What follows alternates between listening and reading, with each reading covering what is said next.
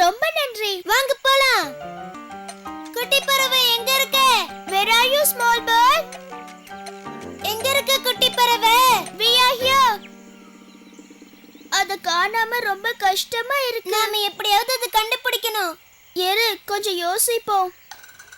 எந்த சத்தத்தை வச்சு அந்த குட்டி பறவையை நாம புதர்ல இருந்து கண்டுபிடிச்சோம்? அது அப்ப பீப் பீப்னு கத்திச்சு. Correct boots. நாம ரெண்டு பேரும் இப்போ அமைதியா இருந்தோம்னா அது பீப் பீப் பீப்னு கத்துறது நம்ம காதுக்கு நிச்சயம் கேட்கும். எங்க ரெண்டு பேருக்கும் அங்க உதவி தேவை. குட்டி பறவையை கண்டுபிடிக்க நம்ம சுத்தி இருக்க சத்தத்தை கேட்போமா?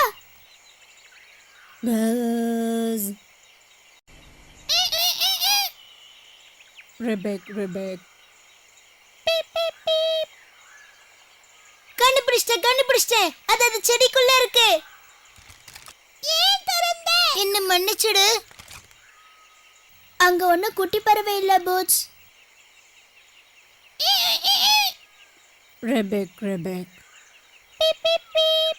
எங்க அந்த குட்டி நீல பறவை ஒளிஞ்சிருக்கு? பூக்களுக்குள்ளாரையா?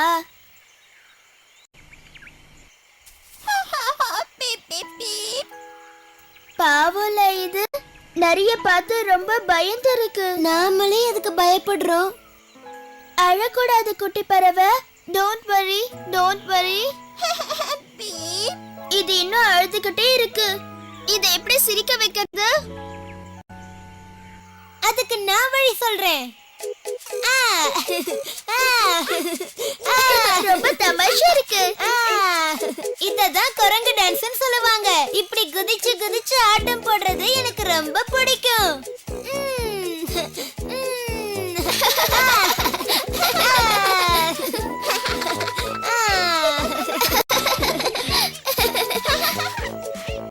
இதை கண்டுபிடிக்க உதவுனதுக்கு ரொம்ப நன்றி.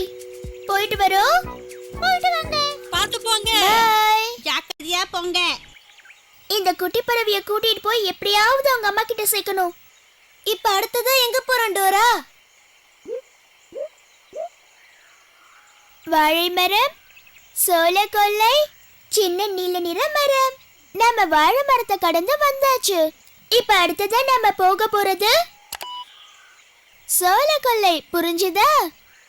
உங்களுக்கு சோள கொல்லை கணக்கு தெரியுதா? எங்க இருக்கு? அது அங்க சோள கொல்லை தெரியுதே டோரா. நீங்களும் எங்க கூட சொல்லுங்க. வாழை மரம், சோள கொல்லை, சின்ன நீல நிற மரம். வாழை மரம், சோள கொல்லை, சின்ன நீல நிற மரம்.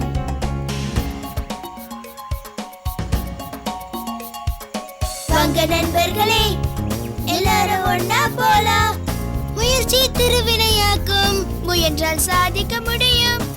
எங்க நாம போறோம்? சின்ன நில மரத்துக்கு. எங்க நாம போறோம்? சின்ன நில மரத்துக்கு. எங்க நாம போறோம்? சின்ன நில மரத்துக்கு. எங்க நாம போறோம்? சின்ன நில மரத்துக்கு.